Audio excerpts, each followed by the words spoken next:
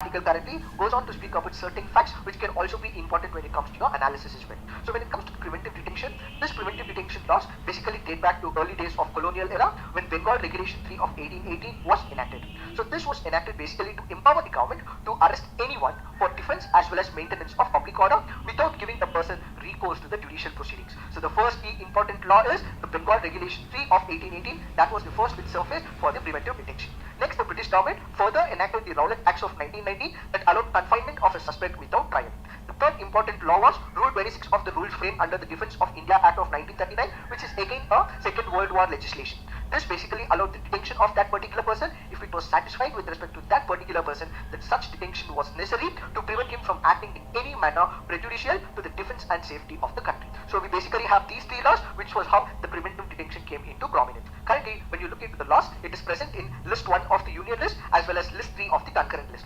In the list 1, it is seen under topic 9, which says preventive detention for reasons connected with defence, foreign affairs or the security of India, persons subjected to such detention. And also in the concurrent list, it goes on and says preventive detention for reasons connected with security of the state, maintenance of public order or maintenance of supplies and services essential to the community, persons subjected to such detention. Accordingly, when we look into Ankul Chandra Pradhan versus the Union of India 1997, it also goes on to say that preventive detention is not to punish those people but to intercept, to prevent the detainee from doing something prejudicial to the state.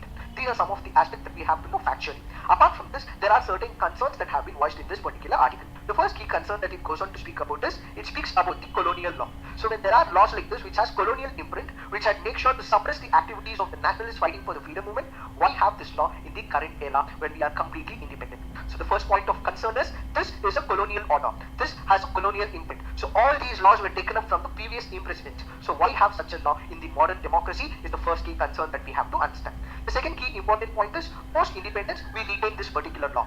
We had a lot of disturbances. We had disturbances in terms of partition of the country. So there were people who were moving from India to Pakistan, and there were also people moving from Pakistan to India as well. So there was a lot of peace disturbance, and the tranquility was also in disturbance. So in order to make sure at that particular moment, preventive detention was a necessity, so that people don't vitiate the scenario, people don't vitiate the environment, people don't actually destabilize the system. So in order to make sure that people don't lose track of the tranquility in this process, what we needed was a preventive detention. This preventive detention was required at the post-independence immediate scenario. This is to make sure that there are few people who do not come up with those violent speeches, make the whole scenario volatile, so that there is law and order problem. So in order to overcome this issue, having this particular law was a good scenario, because we had to make sure that there are few people who are put behind bars in terms of making sure that they do not cause a disturbance in the future. This was required immediately after post-independence. But why require it now is the question that is also being asked under this particular article. So what this article currently goes on to say is that this particular act in this modern democracy has been used particularly against the political opponents, the Dalits, the minorities and other sects of people who are economically backward. Having such laws is not going to serve purpose for India. Apart from this, what this article further goes on to say is there is violation of Article 19 as well as Article 21. Let's take some of the examples to understand how it is violating Article 19 and 21.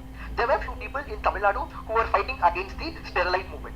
So there were anti-sterilite protests in Tamil Nadu. So these people were basically fighting for a life free of pollution. And these were the people who were booked under the National Security Act by the state government. So what this means is, so their freedom of expression for healthy living under Article 21 was violated. On one side, their freedom of expression was violated, and at the same time, right to environment, which is also guaranteed under Article 21, is also violated. So there were few people who were fighting against this sterilite company, and all they had was this National Security Act imposed on them, and they were put behind bars. Why? Because they expressed their expression, and also this violated Article 21 of the Constitution. Apart from this, what we also have to understand is, when we look into the NCRB collects data with respect to number of FIRs that have been filed in the country. When we look into the National Security Act, no FIRs are registered, so we are again not sure what are the figures, what are the exact number of detentions under the National Security Act. So these are the various concerns that have been voiced in this article. So what is the conclusion that we can draw? As there are existing laws in the form of IPC, they are sufficient enough to deal with any offence that comes under the government. So abolishing this particular law, or even if there is no abolishment, coming up with certain suitable changes within this law so that there is more transparency and accountability is what is the need of our according to this article.